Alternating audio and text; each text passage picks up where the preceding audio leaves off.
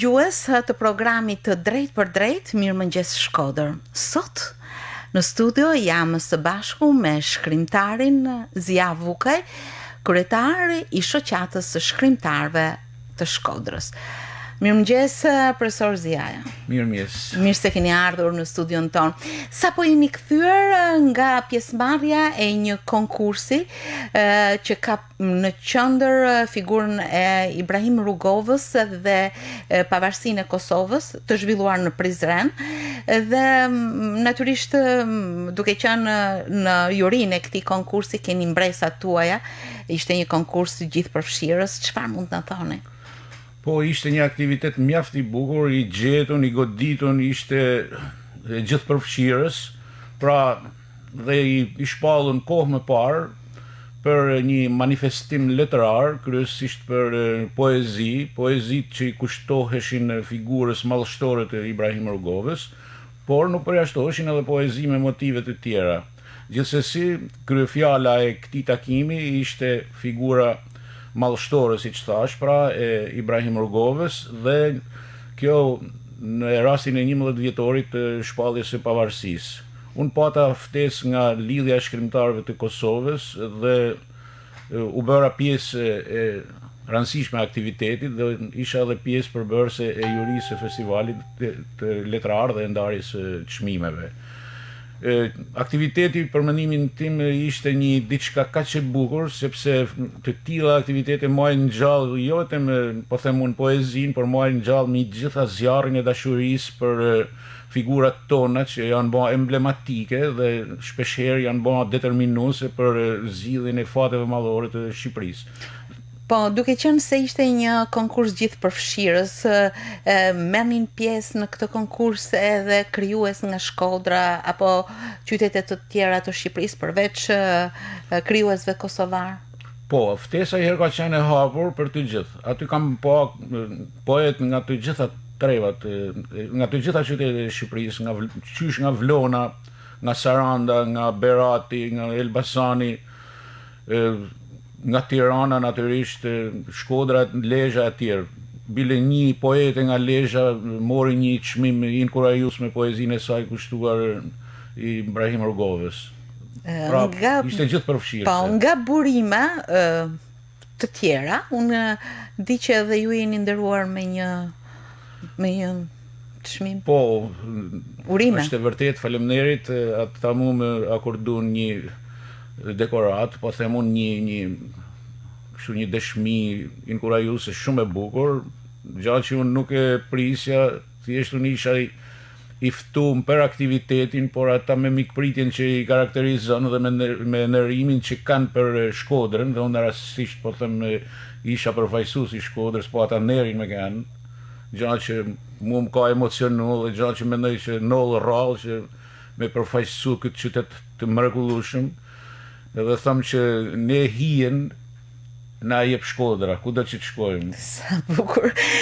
Po ndërkohë dy botime të reja që besoj do përbëjnë edhe një thelbin e bisedës së sotme, që janë në botim, njëri ka dalë kohët e fundit dhe tjetri del këto ditë, e shtojnë numrin e botimeve, por kanë edhe disa cilësi të veçanta. Pena e Shkodrës, një antologji e shkrimtarëve të Shkodrës, e botuar është i katërti botim nga shoqata e shkrimtarëve të Shkodrës, dhe botimi tjetër në të cilin ju jeni autor dhe bashkautor, unë quhem Gek Marubi. Besoj se janë dy botime shumë të vlerëshme, do thosha, por duke u ndalur tek i parit, tek Pena e Shkodrës, kush janë përfshirë? Çfarë është kjo antologji? Çfarë përfshin? Antologjia Pena e Shkodrës është në serinë e saj të katërt. Aja është ideu vite më parë nga shoqata e shkrimtarëve të Shkodrës, bile ka qenë kryetari i shoqatës shkrimtarëve Skënder Temali, i cili ka realizuar serinë e parë, dytë, tretë e tjerë, dhe tani që unë kryesoj shoqatën, unë kryeva detyrën e radhës dhe realizova serinë e katërt të antologjisë Pena e Shkodrës. Kjo antologji përfshin, përmbledh në te krijimtarinë e shkrimtarëve të sotëm, dhe përzgjedhja ka qenë mbështetur në një ftesë që ne kena bërë në faqen tonë të shoqatës për të na dërgu të gjithë anëtarët e shoqatës dhe më gjerë, sepse ka edhe që nuk janë anëtarët të shoqatës, pjesë nga krijimtaria e tyre letrare. Dhe ka qenë në vullnetin dhe në shijen e tyre se çfarë pjesë është me na sjell. Unë jam redaktori i këtij libri, jam përzgjedhësi dhe jam, po them unë, kuratori, jam ai që kam përgatit librin, i cili më ka hangër mjaft kohë dhe energji. Aty përfshihet krijimtaria rreth 58 autorëve. Unë Në çfarë gjinish? Në të gjitha gjinit letrare, duke fillu poezi, prozë shkurtër, pra fragmente prozë të gjatë, në një pjesë dramatik, në një pjesë drame, studime letrare, përkthime dhe edhe ese, po them unë, skica dhe ka të gjitha variacionet e teksteve letrare në te. Rëni alfabetik ka qenë kriteri i vendosjes autorëve aty, sepse ne kena njerëzit kanë kompleksin e hierarkisë këtu. Gjithmonë ka hierarki, po ne nuk jena për me evidentu hierarkit. Unë aty kam bëha të një parathanit që kam bëha për librin, kam theksu, që këtu ka shkrimtar të rangut kombëtar, shumë prej tyre. Aty mund t'jenë rreth 20 shkrimtarë i herë pa frikë që janë me përmasat kombëtare dhe më gjerë. Por ka edhe tjerë që nuk kanë jehon kombëtare, por kanë vlera shumë të mëdha dhe në të ardhmen mund t'jenë edhe ata pjesë e këtyre, po them, jehonave. Me qenë se jeni redaktor i librit dhe keni punuar për të, cili ka qenë kriteri profesional që ju keni patur parasysh për t'i përzgjedhur në këtë antologji? Tashti ne kena një lloj teorie tashmë është bën, kjo teoria është bën si Mao Zedong ideja që le të lulëzojnë 100 lule e 100 shkolla e tjerë. Jena në një periudhë kur nuk e kena luksin me bën zgjedhje shumë të forta, drastike. Nga një anë, nga ana tjetër, shoqata e shkrimtarëve ka persona thashme jehon kombëtare, por ka edhe dashamirës të letërsisë, të cilët shkruajnë dhe ne nuk mund të paragjykojmë cilësinë e askujt. Dhe unë kam qenë shumë liberal, shumë tolerant në plotësimin e ekzigjencave të dëshirave të autorëve që kanë dashur me botu aty. S'po them deri në tepëri, por me thënë drejtën, përderisa ata e dashurojnë letërsinë, e dashurojnë vargun, kanë dëshirën e madhe me shkruar, le të jenë, sepse nuk është gjë keqe si në jetë. Edhe në jetë ka disa tipa që janë të shquar, ba me dalë në bulevard, ata njerëz i njehton qyteti, i shef me admirim përkulet për atyne, por ka edhe të vegjël të cilët nuk ishe fare kush, e megjithatë ata janë në drejtën e tyre të ekzistencës. Nuk ju prish punë të mëdhejve, se ka disa që e kanë këtë kompleks, që pse po futem unë në një antologji kur ka edhe njerëz që nuk janë aq të mëdhej sa unë ose janë anonim. Nuk prishin punë, ashtu siç nuk prish punë edhe në lagje që jeton me njerëz të varfër, me njerëz të vobekt, me njerëz të mëdhej, me njerëz të vegjël, edhe aty nuk ka se no ku i gjatë. Përkundazi aty ata spikasin ma shumë bile. I malli spikat ma tepër kur është në një terren të tillë. Unë e kuptoj, por gjithsesi cilësia është një kriter bazë kur hyn në një antologji. Madje ju kohë më parë jeni shprehur se dëshira për të shkruar të gjithë far kujtimesh, mbresash, mendimesh, përshtypjesh është e madhe tek njerëzit. Dhe ju si shkrimtar jeni i detyruar t'i lexoni të gjitha këto shkrime, të cilat jo të gjitha natyrisht çojnë në një letërsi, apo ja. Duke u nisur nga kjo logjik. Po, në këtë rast nuk duhet kritikohem, por duhet me më qa hallin për, po them, për kohën, për energjinë që më është dashur me harxhu, sepse në respekt të gjithë unë kam lexuar gjithçka aty. E ndoshta edhe më ka bëu mirë, sepse për shumë arsye, nuk po rri me diskutu tashti. Problemi është që kjo lloj mënyre është ndryshme fol njeriu kur është i lirë dhe ndryshme fol kur është në krye të një institucioni që vinë të tjerë të mesin të pakënaqur e kështu me radhë. Por me qëra fjala e cilësisë aty ka shumë cilësi. Për shembull, me lexu autor, Zia Qela është shkrimtar me përmasa kombëtare. Po. Aja është aty. Absolutisht. Me lexu, po them me Alfred Qapalikun, që është me përmasa kombëtare edhe si profesor edhe si Nuk bëhet individ, fjalë me për lexu këto, Shpëtim janë Kelmenin. padiskutueshëm. Shpëtim Kelmeni është gjigant, e tjerë. Po hyme përmend emna. Aty ka cilësi sa të dush. Po them, me dash me lexu letërsi të vërtet, aty mundesh me lexu poezi të mira, mundesh me lexu tregime. Ke boll, i ke 20 autor mu knash, do me lexu letërsi, mos u fut te ata që si njeh, futu te këta që i njeh dhe ke aty. Është voluminos libri. Është 550 faqe. 450 faqe. Krimtaria e cilëve periudha përfshihet? Është krejt aktuale, është krejt letërsia azhurnume, e pa botume, janë pjesë nga viti 2017, 2018 dhe fillimi i vitit 2019. Domethënë derisa ka dalë antologjia, un kam prit prurjet që më kanë sjellë shkrimtarët. Është krejt bashkëkohore, kontemporane dhe let mesin aty. Se ndoshta mas 100 vjet shohim se si kanë shkruar shqiptarët në vitin 2019. Po, natyrisht. Ndërkohë që të rinjt sa janë përfshirë në këtë? Po, të rinj kam shumë, edhe i kam talentum. Po themi kam, se më duket vedi sikur Si jam amaneçari tyne. I keni Unë të rinjt i nxënës. kam njek vazhdimisht, të rinjt i kam qysh në shkollë, tanë festivalet poetike që janë ba me të rinjt, unë i kam njek dhe kam kënë ndoshta një mbështetës, kam marrë pjesë edhe në botimin e poezive të rinjve, dhe të rinj kam shumë. Bilet, i kam disa të rinj kaq të talentum sa gëzohem fort. Kam nërta për shembull, po them unë, poet Ariola Zadrimen, kam Artur Bakun, që është një i mrekullueshëm edhe ai, Melita Vjerdha, Walter Kodra, David Boseta, i mrekullueshëm krejt. Është një poet i vërtet. Do të them, kam shumë emra që bila është keq me përmend një e dy se thotë pse s'm keni përmend tonë mos. Kuptoj, në këtë raste gjithmonë dikush harrohet. Në të veçlit, domethënë pse nuk jam të Gjuha e përdorur në këtë antologji, përderisa shumë sot shkruajnë në gegnisht apo edhe në variante të ndryshme dialektare. Unë kam pranu gjithçka dhe kam thënë edhe në parathanie, kam pranu gjuhën standarde, kam pranu dialektin, bile kam pranu edhe ideolektin. Ideolekti është e foluna në rrafshin personale çdo njeriut.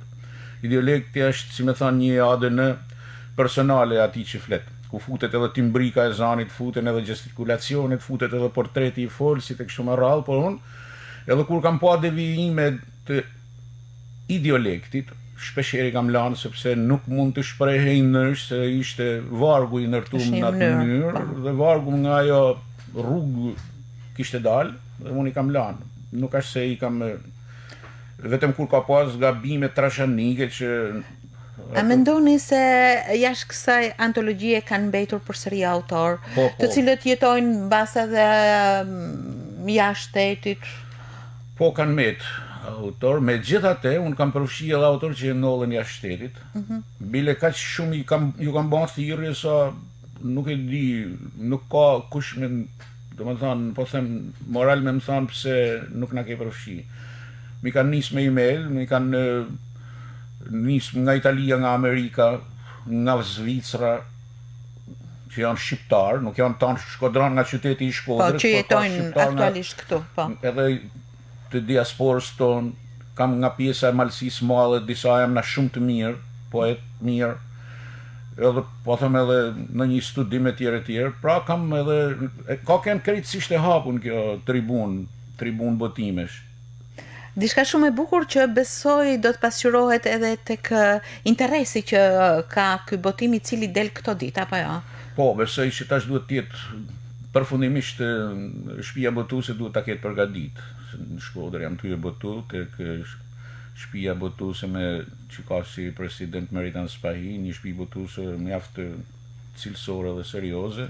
A keni pasur të vështirë nga ana financiare për të realizuar këtë? Jo, ka qenë një pikë shumë e vështirë për mua dhe mua më kanë ndihmuar dy personalitete që janë edhe krijues me banim në Amerikë, Lula Shpalusha edhe Rush Dragu.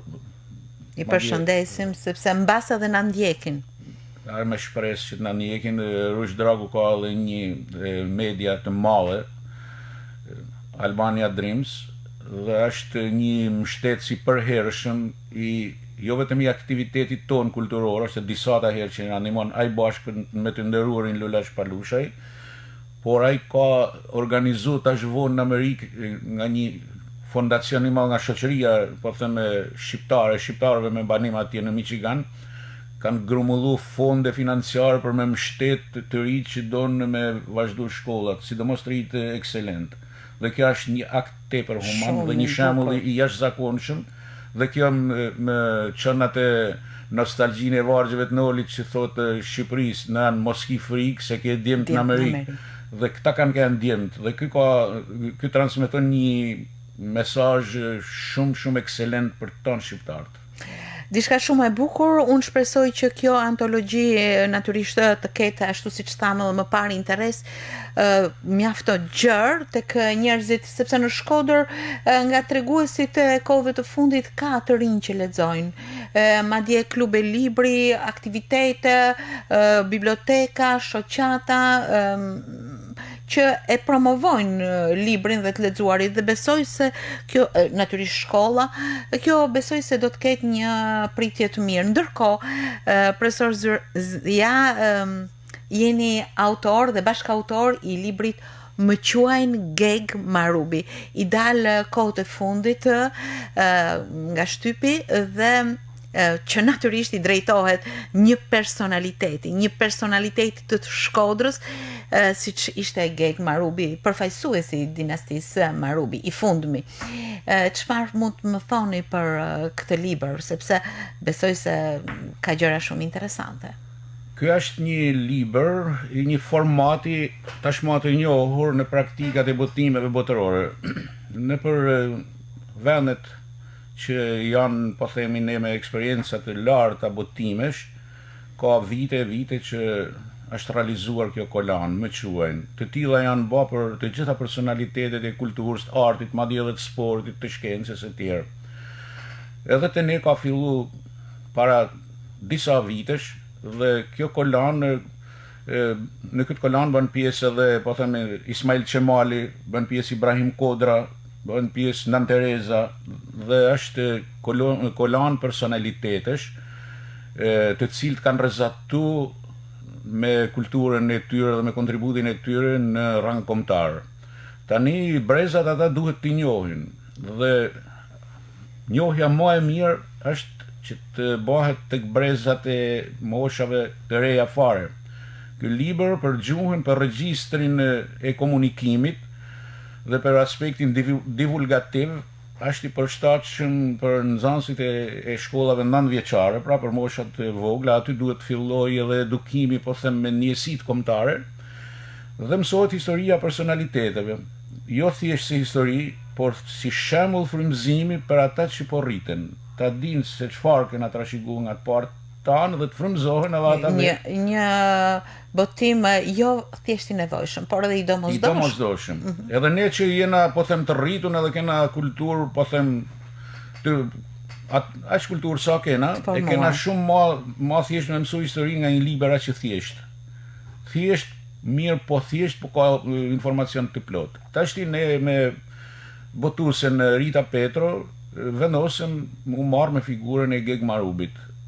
Si u lindi kjo ide, sepse natyrisht figura të shquara Shkodra ka plot dhe është gjë shumë e bukur që ju jeni drejtuar zotni Geg Marubit. Po, ne po vrisnim mendjen, domethënë me fillu me një personalitet.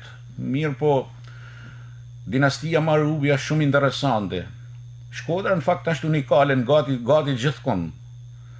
Siç është në shumë drejtime unikale, por në rastin e dinastisë Marubi është me rrezatim ballkanik. Po them, është një mrekulli kjo.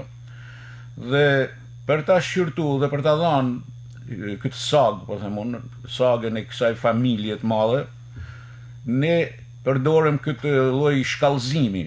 Marrim të fundit, përfaqësuesin e fundit për me depërtuar në thellësitë e sagës dhe me shku deri te gjeneza kulturore, po them unë, e kësaj familje. Nëpërmjet Gegës, i cili është më i ploti, i cili është më i fundit, i cili është më i kulturuari, i cili është edhe teknikisht më lart se para arsit e vet edhe për shkak të evoluimit të kohës. atëherë ne zbulojmë gjithë dinastinë. Libri a shkruan veten e parë, personazhi flet flet pas vdekjes. Un jam Geg Marubi, ose un jam Charlie Chaplin, siç e kanë në një rast tjetër, botim tjetër. Mirë, po ky rrëfimi në veten e parë është shumë i ngrohtë dhe shkurton distancën e lexuesit me personazhin.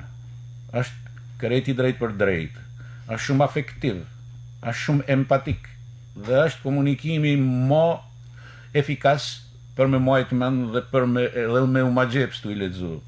Ndërkohë që ju patjetër që keni burime të forta jetësore, vajza e Geg Marubit, Tereza Marubi mund të ketë sjell mbase një shumë material ose të tjerë që kanë punuar me të gjëra interesante jetësore, si kanë shërbyer këto burime ku jeni mbështetur ju? Unë jam përpjek me gjetë burime të ndryshme. Ky lloj librit ka një aspekt që ndoshta vështirëson realizimin e punës, por që bëhet shumë tërheqës. Gjithmonë për personalitetet e mëdha na tërheq edhe diçka në një anekdot nga jeta e tyre, në një pasion që ata kanë pas, në një batut që ata kanë lënë, në një fjalë të urtë që kanë përdorur gjatë jetës tyre, ose në një huq që mund të kenë pas dhe që qytetarët edhe pas vdekjes tyre e kujtojnë me një lloj, po them, me dashurie ose me buzëqeshje, dhe kjo është pjesë e kërkimeve kur bëhet një libër i tillë. Dhe unë jam mundu me fol me njerëz që kanë njohur personalisht dhe me njerëz që kanë pas kontakte direkte. Por për hir të vërtetës, dhe duhet të shpreh një falënderim për profesor Tonin Vasën. Tonin Vasa është një mik i jam, është koleg i jam, është mësues fizike në kolegjin Pjetër Mëshkalla. Është një burr që ka dimensione të pazakonta, një njeri i heshtun, por një burr i mirë fort dhe i ditur fort. Ka marru për fizik burri bocë dhe ka shkruar 7-8 libra artistik. Po algorit që ka një kontribut në librat e ushtrimeve dhe në librat e fizikës për mësuesa, për nxënësit e tjerë. Tham është gjigant. Dhe ky ka pas bën një libër për dinastinë Marubi, por unë nuk doshem me kopju librin e tij. Por unë kam ndajnë kontakt dhe kam pyet për shumë gjëra, më ka sqaruar. Mandej thash kam kontaktu me njerëz të gjallë, kam kontaktu me burime të ndryshme, kam kontaktu me organe periodike që kanë. Pra ka qenë, nduke është punë e vogël, se libri nuk ka shumë i madh, kurse puna për të përgatit ka qenë shumë e madhe. Ndonjë veçanti që mbase na mbetet në mend nga jeta? Ajo që e veçanta është sepse aty flitet qysh për Pietro Marubin, që ka ardhur nga Piacenza dhe është vendosur herë në Lone, pastaj ka ardhur në qytetin e Shkodrës, dhe pastaj kena Kel Marubin, që është Marubi i dytë, po them në këtë kronologji, dhe Geg Marubi në fakt është personalitet i cili ka marrë në Francë ka marrë te La Lumière, aty duke qenë një djalë me shumë vokacione, jo thjesht për artin e fotografimit, por ai ka pas pasionin e letërsisë, ai ka qenë sportist, ka luajtur edhe futboll në një ekip të kategorisë së dytë në Francë, ka qenë edhe muzikant, ka marrë pjesë në një orkestër që ka qenë organizuar në atë kohë në qytetin e Shkodrës, pra ka shfaq filmin e parë, pra një personalitet i cili në Shkodër ka bën shenjë. Dhe është interesant fakti se si në Shkodër, kur ishte koha e komunizmit, që ishte hek nga qarkullimi apelativ i zotni, pra nuk i thuhej kuj ma, nuk ekzistonte ndaj shtimi zotni filani, këti kanë thënë, vetëm ti kanë thënë zotni Gega, se s'ja ka bën zemra kuj me thirrë nërsh, sepse kanë pas përpara një personalitet me një zotnillëk dhe një shpirt të përsosur, gjeneroz, aq sa ai ka met, pra personalitetin e tij nuk ka mujt me prek, po them as koha. Një njeri gjigant. Interesante shumë. Ndërkohë ju jeni në bashkëpunim në këtë botime me Albert Vatajn. Si qëndron kjo marrëdhënie mes autorësh? Marrëdhënia jonë është thjesht shtëpia botuese. Unë personalisht nuk e njoh, ai është një njeri shumë i zgjuar, është shkrimtar, publicist, një djalë me me kulturë të madhe, edhe shkrimet i ka të bukura, por unë personalisht nuk kam pas ndonjëherë as mendoj me te, por që ai ka bë punën e vet, unë kam bë punën time dhe puna e të dy është bashku në atë libër. Madje as kafes në ka rastis për hir të librit, por ndonjë ditë do të rrim sepse ai është me siguri që është njeri shumë i kulturuar, por duke qenë larg ai në punë në Tiranë. Po. Është i përfshim edhe tek botimet e Albasit sepse është personalitet shumë i dobishëm. Puna e dy krijuesve ka formzuar një libër mjaft interesant dhe të vlefshëm, madje të domosdoshëm për njohjen e personaliteteve, sidomos nga të rinjt, por edhe nga moshat e tjera, të cilët her pas here duhet i drejtohen kësaj rrënje të fuqishme kulturore që ka Shkodra. Do të jenë edhe botime të tjera të më quajnë nga ju, sepse mund të jenë të tjerë në base... Po tjetër që do të jenë, edhe le të jetë kushdo në autori, por kam qef që kjo kolan me u përditësu, me personalitete se na kena nevoj për me nxjerrë në pa vlerat që kena.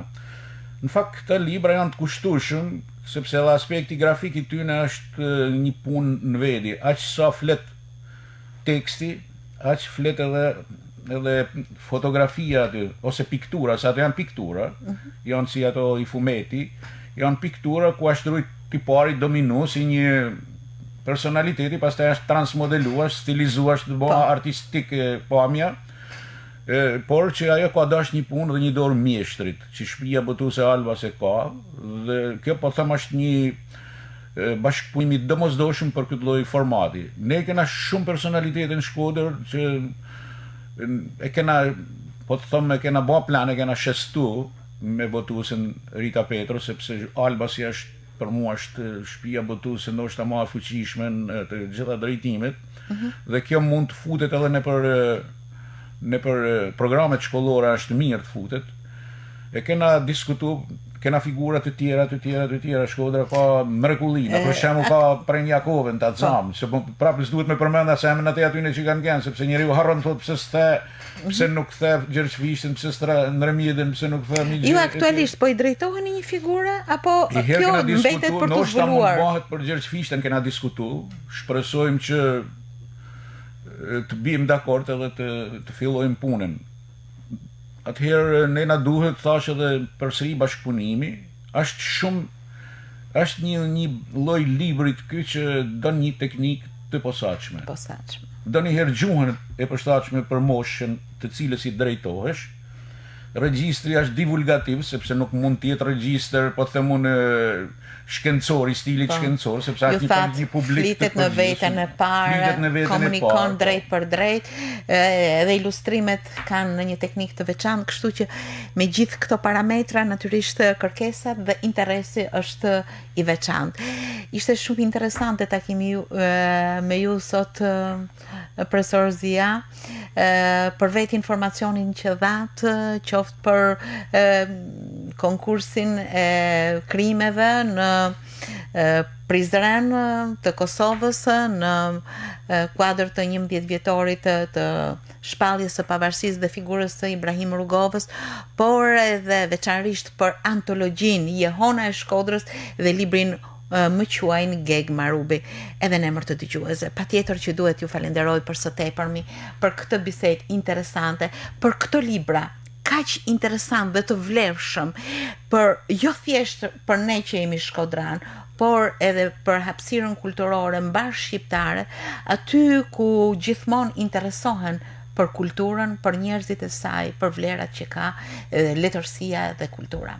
Ju falenderoj shumë. Edhe unë ju falenderoj për ftesën dhe shpresoj që të kemi dhënë një kontribut sa do të vogël në informacionin kulturor. Ky ishte qëllimi ynë. Faleminderit shumë dhe suksese gjithmonë në punën tuaj.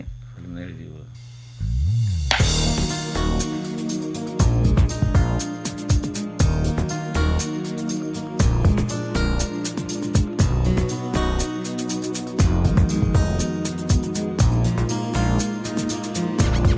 Këtu s'do t'jem, do jem largu